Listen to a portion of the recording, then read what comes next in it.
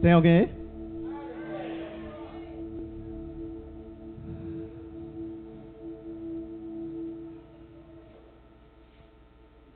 Queria convidar você agora a cumprimentar, pelo menos aí uns 5 irmãos, se levantar e cumprimentar aí.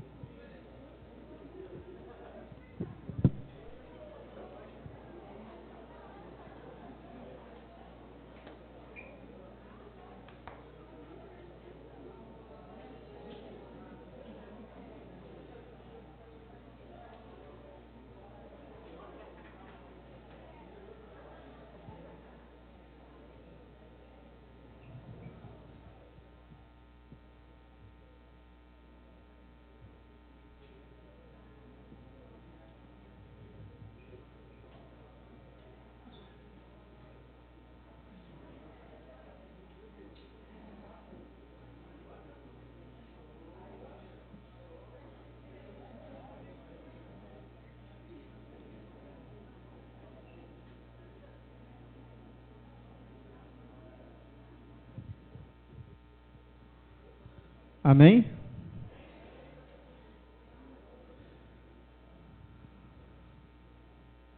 Eu quero parabenizar, né, todas as mamães nesse dia. Porque o Dia das Mães é todos os dias, né, na verdade. Mas hoje é uma data comemorativa. Então eu queria parabenizar todas as mães da comunidade Evangélica Vida, em nome do Corpo Pastoral. E que você seja sempre essa mãe abençoada e que ora e intercede pelos seus filhos e pela sua família. Amém? Quem quer mais de Deus aí? Tem meia dúzia comigo. Quem tem mais de Deus aí? Tá melhorando, hein? Pessoal, eu hoje quero falar com um tema de vocês, para vocês, que esse tema vem há uns 2 meses, mais ou menos, martelando em cima de mim. Mas vem moendo e remoendo. Tudo por causa dessa proclamação ali, ó. Aquelas 4 letrinhas ali, ó. Amor. Hoje a gente vai falar um pouquinho sobre empatia. Quem conhece sabe o que é empatia aqui? Amém. É impossível a gente expressar um amor, é impossível a gente ter um amor sem expressar uma empatia. Que na verdade a empatia, ela é uma palavra técnica usada pela psicologia, pela psicanálise, que é a arte de entender tecnicamente, né, os sentimentos ou uma capacidade técnica de compreender os sentimentos e a emoção do próximo. Mas isso já vem há muitos e muitos e muitos anos. Mas isso é só uma palavra técnica, porque para nós, como cristãos, nós temos que usar a palavra compaixão e não a empatia. Porque empatia é uma coisa muito superficial. Empatia é o que hoje as pessoas têm achado que têm feito. É a pessoa olhar e falar assim: "Ei, pastor, tudo bem?" Mas nem para ele olha. Às vezes você dá a mão a uma pessoa já falando com a outra e olhando para lá e olhando para cá, e você acha que você está sendo empático, mas na verdade você está sendo simpático. E há uma grande diferença. Você ser simpático de você ser empático. Porque enquanto nós não nos colocarmos numa posição de termos empatia, de termos amor ao próximo, assim como Jesus teve, ou melhor, enquanto nós não conseguirmos sentir o amor de Deus por nós, nós não vamos conseguir expressar o nosso amor ao próximo. Enquanto nós não conseguirmos sentir o amor de Jesus, o amor que foi daquela cruzinha, que deu aquele igual e que fez aquele coraçãozinho ali, que a sua cruz representa o amor. Enquanto a gente não sentir isso, é impossível nós sentirmos com o outro. Então eu convido você, eu já tenho feito isso aproximadamente 3 anos e foi um crescimento muito absurdo para a minha vida, tanto física, emocional e espiritual. É você abraçar aquilo ali. É você olhar aquela proclamação ali, mas não como uma simples proclamação, não só como um merchan da comunidade evangélica Vida, mas sim você abraçar isso como um estilo de vida. Se nós nos colocarmos num posicionamento de entender cada proclamação que Deus tem dado ao pastor como um estilo de vida e não como um merchan, não como uma propaganda, não como uma logo bonitinha para não ficar sem nada, inclusive o ó está caindo aqui de novo, nós não vamos conseguir expressar, nós não vamos conseguir viver todas essas coisas. Porque coisa ruim é você saber, conhecer, mas não praticar. Não é verdade? Fica faltando alguma coisa. Quer ver? Você compra, você tira a sua habilitação, aí você compra um carro, bota na garagem, mas não sabe dirigir. Vai adiantar alguma coisa? Aí você vai falar assim, pastor, isso é impossível. Não é impossível não, eu conheço uma pessoa que fez isso.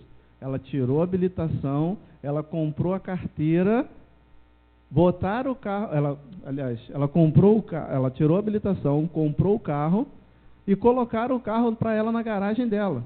E quando ela queria lavar a garagem, ela ligava para uma pessoa e falava assim, você tem como tirar o carro para mim aqui? Que eu estou querendo lavar minha garagem. Não é brincadeira não, é sério. De que adiantou? Ela conseguiu tirar a habilitação, né? Então ela conheceu toda a técnica de dirigir. Ela teve condições de comprar um carro, porém ela não praticou.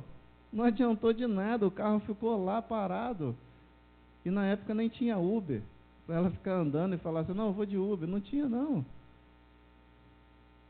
Então assim, através desse exemplo, que eu dou um conselho para vocês. Procure a colocar em prática. Procure a mais do que conhecer, a exercer cada proclamação que tem dada a essa igreja. Porque se você for olhar todas essas plaquinhas aí, e você for montar um quebra-cabeça, você vai ver que uma depende da outra. E não é, primeiro tinha que ter vindo um amor para me depois ter a superação, para me depois ter a honra. Não, Deus tem dado tudo direitinho, tudo certinho. Cada pecinha para montar o seu quebra-cabeça. Tá? Então, Deus tem falado comigo já uns 2 meses a respeito disso aí. Mas por que tem falado comigo? Eu entendi, porque quem me conhece aqui, pelo menos um pouco, sabe que eu sou um camarada que eu tenho um pouquinho só de perfeccionismo, entendeu? E eu gosto assim de cobrar só um pouquinho das pessoas, não gosto de cobrar muito não. E eu passei por algumas situações, por alguns exemplos durante esse início de ano, aonde Deus me trouxe assim, como que você quer receber uma coisa que você não tem dado? Como que eu quero receber amor se eu não tenho dado amor? Como que eu quero receber algo que eu não tenho dado? Primeiramente, eu tenho que dar. Porque se eu der, é recíproco, eu vou receber. Porque a gente só recebe aquilo que a gente dá. Eu falei assim, tá. E por muitas das vezes eu cobrava algumas coisas, eu achava que as pessoas tinham que fazer as coisas tudo do meu jeito. Era aquela coisa metódica ali que não é desse jeito. Daí eu chegava, não estava pronto. E mas por que não está pronto? Que tinha que ser feito assim, que você, não chegou na hora. E tinha que ser na hora. E 2 minutos não é no horário que eu marquei. Se passou, chegou adiantado, não interessa. O horário era aquele dali. Só que Deus tem falado assim, cara, você procurou saber por que não aconteceu? Por que não foi feito do seu jeito? Por que não chegou no horário? Eu falei assim, rapaz, não fiz não. Eu falei, então tá. Como que você vai conseguir dialogar com essa pessoa se ao menos, como que você vai conseguir cobrar dessa pessoa se ao menos você conversou com ela? No mínimo que você tem que fazer é sentar para conversar. Não é passar e falar, não é passar e esbravejar. E a empatia, ela começa por esse ponto. É o ponto que você tem que parar. Se você não parar, se você apenas passar e falar, igual aqueles jogadores de vôlei, né, que passam assim, batendo a mão um no outro assim, aquilo ali está só cumprimentando. Ali, nada mais, nada menos do que um cumprimento. Nada mais, nada menos que eles estão cumprindo um protocolo. E para você conseguir ter um relacionamento, para você conseguir exercer uma empatia, para você exercer uma compaixão e para você conseguir exercer o amor, é necessário você parar e investir tempo. É necessário você dialogar. É necessário você se colocar no lugar do outro. É você entender qual é a dificuldade e qual é a vitória. Porque às vezes as pessoas pensam que a empatia é só você, não, eu não quero esse negócio não, porque aí eu vou ter que ficar sentado escutando só derrota dos outros. Não. Você vai compartilhar de coisas boas e de desafios. Não é nem coisas ruins, mas é desafio. Deus vai desafiar você a estar junto com o outro. A empatia nada mais é do que você investir tempo para valorizar as virtudes do próximo. Só isso. Poxa, facinho, né? Tá bom, que é facinho.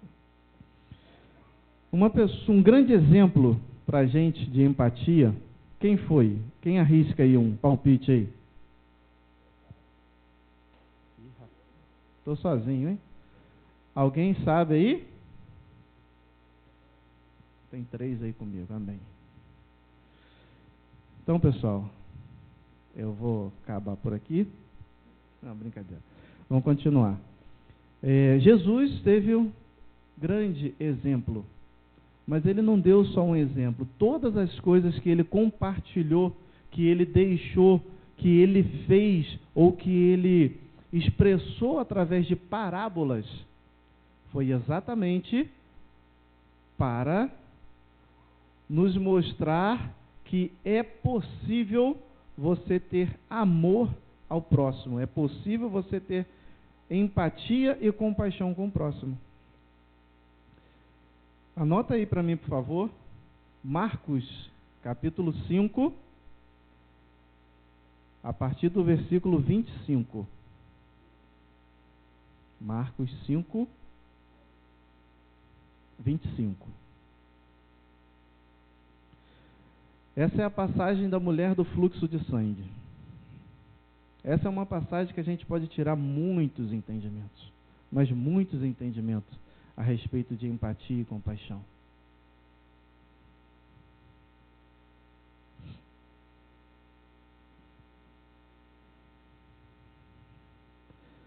Nessa passagem diz que tinha uma mulher com fluxo de sangue, que ela já tinha gastado tudo o que ela tinha, o seu tempo, o seu dinheiro, através de cura, através de solucionar esse problema dela, e nada acontecia. E ela já estava anos e anos e anos com esse problema, até que ela ouviu que estava passando um homem que poderia, que esse homem estava curando, que esse homem estava libertando. E ela resolveu ter um ato de fé. Ela resolveu tocar nas vestes de Jesus. E quando ela toca nas vestes de Jesus, a Bíblia nos diz que ele para e fala: quem me tocou? Aí os discípulos, sem saber de nada, falam assim: mestre, você está de brincadeira comigo, Esse monte de gente aqui, o empurra-purra é danado. Uma muvuca doida aqui, você quer saber quem te tocou? Todo mundo te tocou, ué. Agora quem foi que te tocou? Todo mundo te tocou. Ele falou: não, alguém me tocou de uma forma diferente. E o primeiro entendimento que eu quero trazer para você é esse. Por muitas das vezes a gente está passando por algumas dificuldades, algumas coisas que têm nos afligido, algumas coisas que têm nos decepcionado, algumas coisas que têm nos deixado triste. Mas nós temos tido um posicionamento de multidão, de esbarrar, de empurra. Mas nós não temos tido a atitude de fé desta mulher do fluxo de sangue, de tocar nas orlas de Jesus, para que dali saia poder, para que dali saia virtudes, para que dali venha a cura, para que dali venha a transformação sobre as nossas vidas. Por muitas das vezes, nós achamos que estamos ali estamos, mas juntos como multidão. Nós não temos tido o ato de fé, nós não temos tido a ousadia de tocar nas vestes de Jesus com o quê? Com um propósito. Porque na hora que você tocar, na hora que você esticar a mão e tocar em Jesus com um propósito, ele vai fazer o que ele fez com essa mulher. Ele vai parar e vai falar: opa, alguém me tocou, porque eu senti que de mim saiu poder. E aí a história toda muda. A história muda todinha. Por quê? Ao você ter esse ato de fé com propósito, Jesus ele vai parar, ele vai fazer assim: senta aqui, vem cá, vamos conversar. Qual é mesmo? O que é mesmo? O que você está querendo? E foi assim que ele fez com essa mulher. Ele sentou, ele conversou, ele entendeu. E tem um detalhe muito, muito, muito grande aí. Que ele chamou ela de quê? Na Bíblia de vocês tem aí? De que ele chamou ela? Ele chamou ela de filha. Sem ao menos conhecer aquela mulher. Sem ao menos nunca ter visto aquela mulher. Então, o primeiro entendimento é que Jesus, ele vai parar. Ele vai te entender. Ele vai conversar com você e vai te chamar de filho. E jamais você ficará mais sozinho.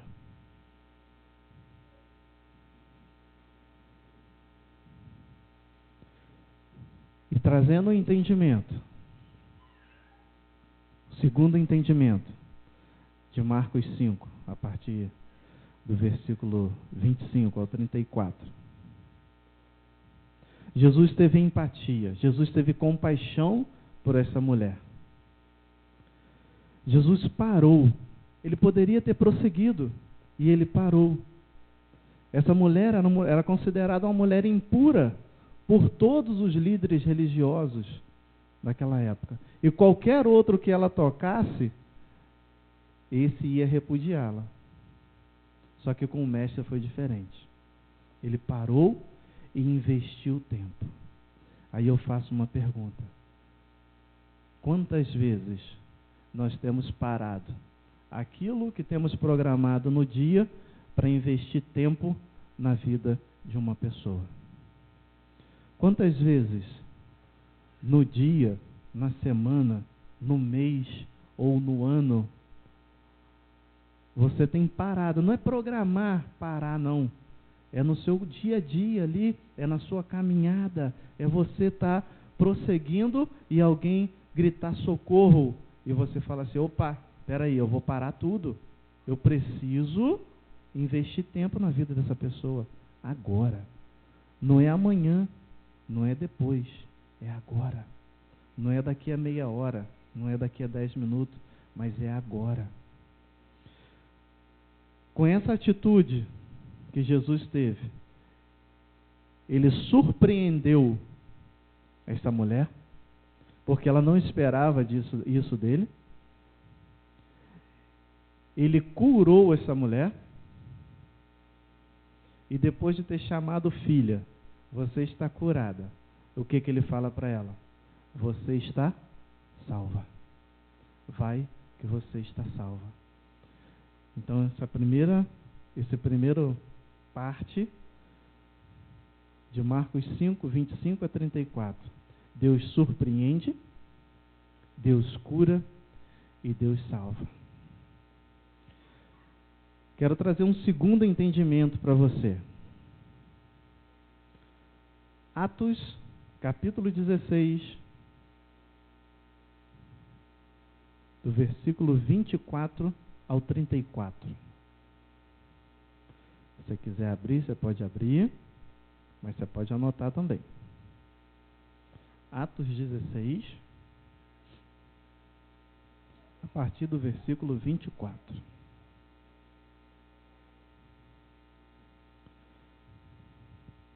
Esse é um outro exemplo que a gente pode tirar de empatia e de compaixão. Essa aí é a passagem onde Paulo e Silas, eles são presos, levados ao cárcere, e ali houve um guarda específico, um soldado específico para vigiá-los. E com o decorrer de passar as horas, Paulo e Silas começaram a cantar, a clamar naquela prisão. E a Bíblia nos diz que todas as portas, ou algumas versões diz que as paredes se romperam, houve um grande tremor, houve um grande terremoto, aonde essas paredes caíram. Mas espera aí, eu não estou vendo nada do que você falou. Parede cair, compaixão, empatia, aonde está isso? Vai caminhando, um pouquinho mais para baixo aí. E depois que houve o grande tremor, o grande terremoto, as portas caíram, ou as paredes caíram, e todos, a Bíblia diz que todos estavam livres. E um pouquinho mais abaixo, diz que esse soldado, esse guarda, vendo que aconteceu isso, ele desembainhou a sua espada e ele iria fazer o quê? Tirar a sua própria vida. Só que Paulo, de um ato de compaixão, correu e gritou: ei, não faça isso, estamos todos aqui, ninguém fugiu, ninguém saiu daqui. Por quê? O castigo para um soldado que estava vigiando 2 presos da importância de Paulo e Silas era simplesmente a morte. Então ele já sabia que ele ia ser torturado e morto. Só que ele resolveu antecipar isso. Só que Paulo e Silas, tomado pelo amor de Deus, né? Paulo, tomado pelo amor de Deus, ele correu lá e falou: peraí, calma aí, cara, não faz esse negócio não. Você quer me complicar? Nós estamos todos aqui, ninguém fugiu, estamos todos aqui. Então, qual o entendimento que eu quero trazer para você aqui? O amor de Deus, né? Ele precisa ser expressado. Você não pode só sentir o amor de Deus simplesmente e ficar para você. Você precisa expressar, você precisa colocar isso para fora, você precisa ter uma ação com o próximo. E descendo um pouquinho mais, até o versículo 33, se eu não me engano, 34, diz que depois disso, Paulo e Silas pediu que ele chamasse quem prendeu para que fosse lá e soltar. E ele fez isso, e os que prenderam ficaram sabendo de tudo isso aí, e com temor soltaram ele. E diz que esse soldado, esse guarda de Filipe, o que ele fez? Ele e a casa dele fez o quê? Se converteu. Viraram cristão. Então, o entendimento que o amor de Deus, quando expressado, ele converte, ele salva. E hoje, a gente saiu, a gente almoçou, a gente andou de carro, passeou e tal. Aí, eu sempre ligado ali com o que Deus quer falar até o último minuto, aí viraram para mim e falaram assim: ih, está concentrado aí, olha como é que está, não fala nada. Mas Deus estava trazendo um entendimento exatamente disso daí. Qual é hoje o maior problema que tem assolado a nossa sociedade? Qual é o maior problema que tem iminente aí, Macaé? Nas últimas 2 ou 3 semanas, acho que teve, sei lá, uns 5, 6 ou mais suicídio. E essa palavra, essa parte aqui que fala que o carcereiro ele desembainhou a espada para poder cometer o suicídio, tirar sua própria vida. Só que o amor que estava sobre Paulo não deixou que isso acontecesse. E esse amor, é desse amor que eu estou falando, que nós temos que ser tomado. É desse amor que você tem guardado dentro de você, é que você precisa colocar para fora. Deus sempre tem uma palavra para você dar a outra pessoa. Às vezes tem pessoa do seu lado, seu vizinho, seu colega de trabalho que está angustiado e você tem a padaria completa junto com você e você não tem dado o pão, você não tem alimentado as pessoas. Você às vezes tem se fartado da palavra a ponto de que você não consegue nem falar, te dá até indigestão. Mas a gente não pode se comportar dessa forma. A gente tem que expressar esse amor, a gente não pode ficar parado com tudo isso que tem acontecido hoje. Então Deus vai te usar para converter pessoas. Deus vai te usar para impedir que pessoas cometam suicídio. Deus vai te usar para que você venha libertar pessoas de cometer o ato de tirar a sua própria vida. Amém? Mas para isso é necessário o quê? 4 letrinhas só. Amor. Vamos caminhando um pouquinho para o terceiro ponto. Lucas 10, a partir do versículo 33. Esse aí é o que eu mais gosto.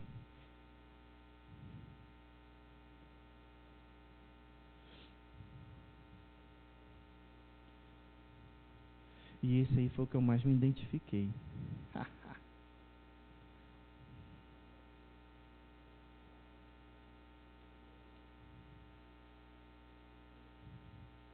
Lucas, capítulo 10, a partir do versículo 33. Lucas 10, a partir do versículo 33, fala sobre a parábola, é do samaritano? De quê? É do bom samaritano. E aqui a partir do versículo 33 diz que se a gente for caminhando um pouquinho mais acima, né? Isso aí foi Jesus falando para um homem que indagou a ele a respeito do que deveria fazer para que conseguisse alcançar a salvação, como fazer a diferença, né? Vamos dizer assim. E ele pegou e usou essa parábola, que estava descendo um homem judeu, e esse homem foi assaltado, ele foi espancado e foi jogado à margem, né, da estrada, e passou primeiro um sacerdote, e o sacerdote o repudiou. O sacerdote olhou de longe, não chegou nem perto, e por segundo passou um levita, e da mesma forma fez, olhou de longe, não chegou nem perto. Mas descendo, um samaritano com seu cavalo parou à beira da estrada, desceu do seu cavalo e foi ali conversar com aquele homem. Esse samaritano, ou o bom samaritano, ele estava em viagem, ele tinha afazeres, ele não estava passeando, ele tinha um propósito. E o que ele fez? Ele parou. Ele parou tudo que ele estava fazendo, ele interrompeu a viagem dele para poder saber o que acontecia com um homem que ele nem tinha visto, com um homem que ele nunca tinha visto, com um homem que ele nem conhecia, né? E a Bíblia nos diz que ele tinha ataduras, que ele tinha óleo, que ele tinha unguento, e ali ele passou, ele deu atenção, pegou aquele homem, colocou sobre o seu cavalo e levou aquele homem até uma hospedaria, e ali passou a noite com aquele homem. E no outro dia ele pegou, deixou pago já a estadia daquele homem e falou para o hospedeiro: se tiveres mais alguma coisa, se tiveres mais alguma despesa, não tem problema algum, você pode gastar, porque eu vou voltar e pago a conta. Qual o entendimento que Deus me deu sobre esta palavra aqui? O entendimento do seguinte: por muitas das vezes nós temos sido egoístas ao ponto de não pararmos. Nós temos olhado muito para o nosso umbigo. Nós temos muito nos importado com as nossas próprias coisas. Relacionamento com coisas tem nos afastado de pessoas. Essa coisinha aqui, tem nos afastado demais de pessoas. Todas essas redes sociais, elas te dão um ar de que te aproxima, porque é aquela sensação de que tá junto, né? Só aquele TMJ ali do tamo junto, mas não passa de 3 letrinhas, não passa de TMJ não, é só aquilo dali. Agora o relacionamento, o tete a tete, o se importar, o conversar, acabou. Acabou. Só que assim, Deus me usa para trazer uma boa notícia para você, para a comunidade evangélica Vida. Ele quer reacender isso na minha e na sua vida, através dessa proclamação de 2018. Através do amor, se praticado, se exercitado, isso vai reacender. Você vai se importar com pessoas e menos com coisas, tá? Você vai se importar muito mais com pessoas e menos com coisas. E essa passagem, por que eu falei que ela me chamou muito mais atenção? Por que eu falei que eu me identifiquei muito com ela? Porque eu marquei ela ali, eu intitulei ela como uma passagem, um exemplo que Jesus deu de engajamento, de importância. De todas essas 3 que eu li para vocês, essa foi aonde ele exemplificou. E é tão viva a palavra de Deus que serviu naquela época para exemplificar para aquele homem, e até os dias de hoje nós conseguimos extrair ainda entendimento e ensinamento dessa palavra. Que é necessário nós termos engajamento, é necessário nós termos importância, é necessário nós ativarmos o botãozinho ali de importância. Porque no dia e na hora que você chegar para uma pessoa e não somente cumprimentá-la, mas que você olhar olho no olho e falar bom dia, como você vai? A pessoa fala assim, caraca, eu nunca recebi um bom dia desse. Caraca, ninguém nunca me perguntou assim, como você está ou como você vai, e esperou uma resposta minha. Porque não é normal? Primeira coisa, quando você vai ali no WhatsApp, ali, você fala assim, oi, tudo bem aí, como que você está? Aí você já está digitando outra coisa, você nem esperou a resposta do cara. Você já está digitando outra coisa. E pessoalmente também é a mesma coisa. E aí, tudo bem?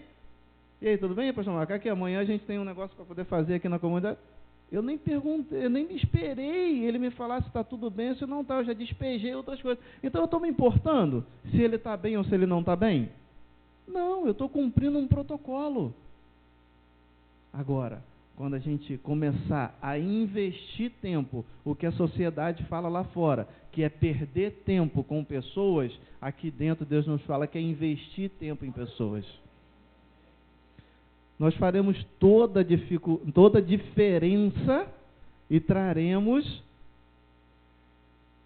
a salvação para muitas pessoas, a conversão de muitas pessoas, se nós começarmos a nos importar com as pessoas, se nós deixarmos de sermos egoístas e olharmos só para as nossas coisas e começarmos a nos importar com as pessoas. Aí você pode falar assim, pô, mas aí agora eu não vou poder fazer nada, porque a hora que eu der um passo já tem uma pessoa, a hora que eu der outro passo já tem outra pessoa, a hora que eu der outro passo já tem outra pessoa.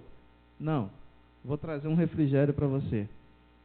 Essas pessoas que você fala que você vai dar um passo e já tem um, você vai dar um passo, eu vou andar pela rua, hoje o que mais tem é gente pedindo dinheiro, é pessoas necessitadas, é pessoas de rua, em necessidade de rua e tal. O que eu vou fazer então? Eu tenho que parar para escutar cada uma dessas? Não.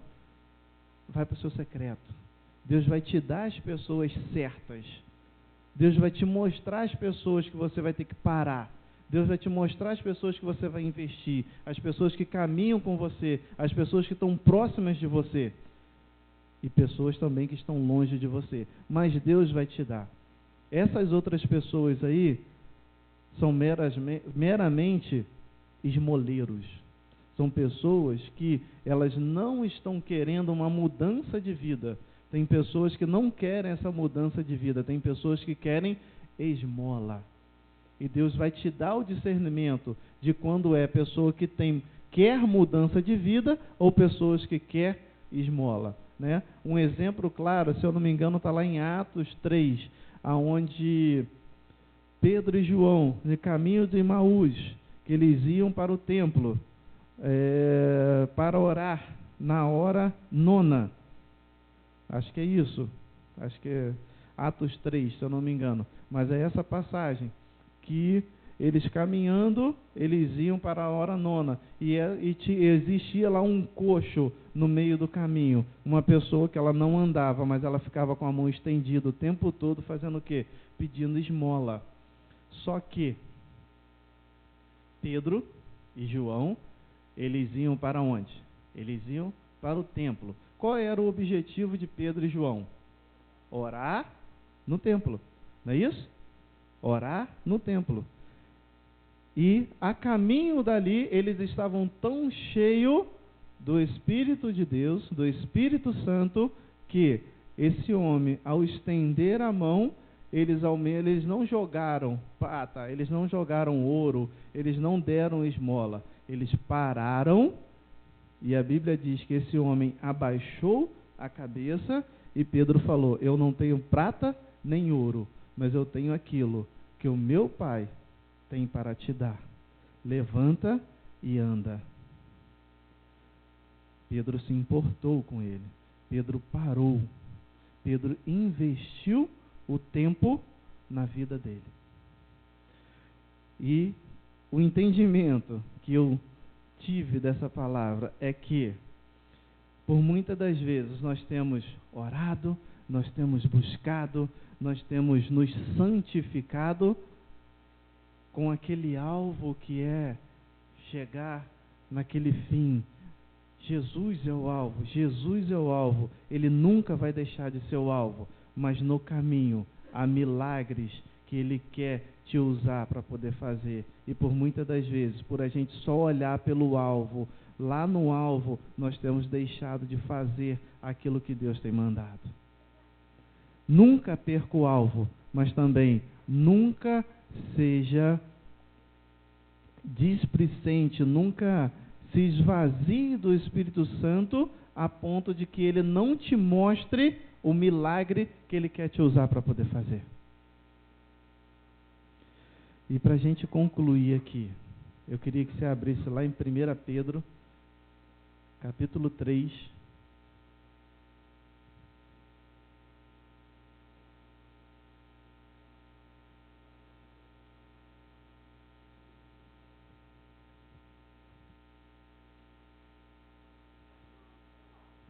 Pedro 3, a partir do versículo 8.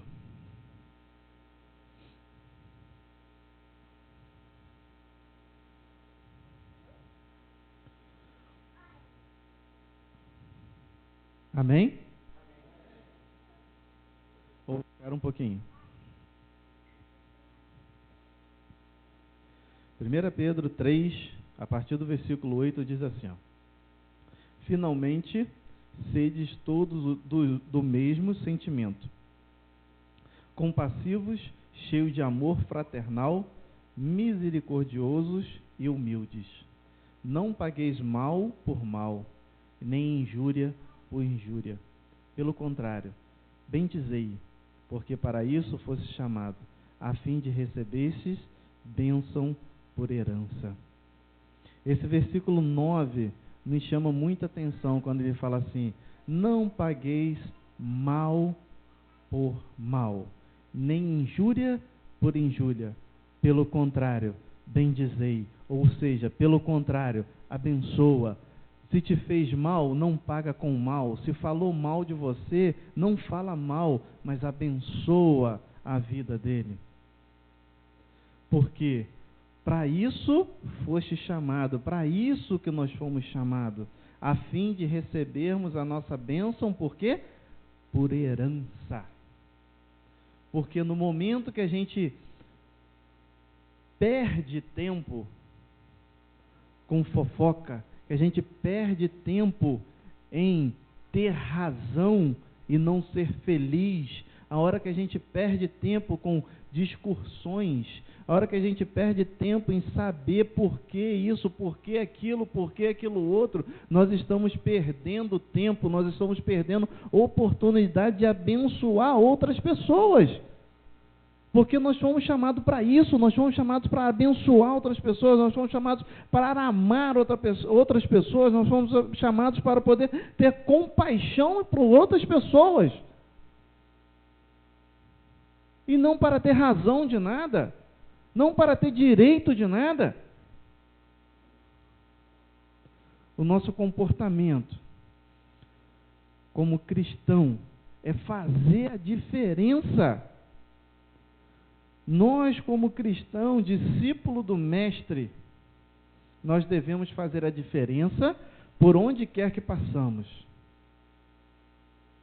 Pequenos gestos podem transformar grandes situações.